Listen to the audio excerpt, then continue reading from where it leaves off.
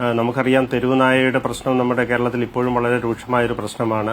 അപ്പോൾ പേവിഷബാധയേറ്റ ഒരു വ്യക്തിയുടെ മരണ സാധ്യത എന്ന് പറഞ്ഞത് ഏകദേശം 100%. കാരണം നമുക്കിതിന് കൃത്യമായിട്ടുള്ള ഒരു ആന്റിവൈറൽ മരുന്ന് ലഭ്യമല്ല. പേവിഷബാധയ്ക്കെതിരായിട്ടുള്ള റേബീസിനെതിരായിട്ടുള്ള ആന്റിവൈറൽ മരുന്നുകൾ നമുക്ക് ലഭ്യമല്ല. ഇവിടെ നമുക്ക് ഏക രക്ഷാമാർഗം എന്ന് പറയുന്നത് വാക്സിനാണ്. വാക്സിൻ എടുത്തു കഴിഞ്ഞാൽ ഏകദേശം 100% അതിന്റെ ഒരു സുരക്ഷാ നിരക്ക് എന്ന് പറയുന്നത്. അപ്പോൾ വാക്സിൻ എടുത്ത് നമുക്ക് പ്രൊട്ടക്ട് ചെയ്യാവുന്നൊരു രോഗം ഇപ്പോൾ ഒറ്റപ്പെട്ട രീതിയിലാണെങ്കിൽ പോലും പലയിടങ്ങളിലും റിപ്പോർട്ട് ചെയ്യുന്നു, പ്രത്യേകിച്ചും കൊച്ചുകുട്ടികളുടെ എന്നുള്ളത് വളരെയേറെ സമൂഹത്തെ വളരെയേറെ ഞെട്ടിച്ച ഒരു സംഭവം തന്നെ എന്നുള്ള കാര്യത്തിൽ യാതൊരു സംശയവുമില്ല. അപ്പോൾ ഇവിടെ നമ്മൾ മനസ്സിലാക്കേണ്ട 2-3 കാര്യങ്ങളുണ്ട്. ഇവിടെ ഇപ്പോൾ വിശദീകരിച്ചപ്പോൾ തന്നെ അത് പല കാര്യങ്ങളും ഇപ്പോൾ വിശദീകരിക്കുകയുണ്ടായി. 1-2 കാര്യങ്ങൾ കൂടി ഞാനിവിടെ സൂചിപ്പിക്കാനുള്ളത്, ഇത് ആഗോള വ്യാപകമായിട്ട് വളരെ അപൂർവമായിട്ട് ഇങ്ങനെയുള്ള കേസുകൾ റിപ്പോർട്ട് ചെയ്യാറുണ്ട്. വാക്സിൻ ഫെയിലിയർ, പ്രത്യേകിച്ചും റേബീസിന്റെ കാര്യത്തിലും വാക്സിൻ ഫെയിലിയർ റിപ്പോർട്ട് ചെയ്യാറുണ്ട്.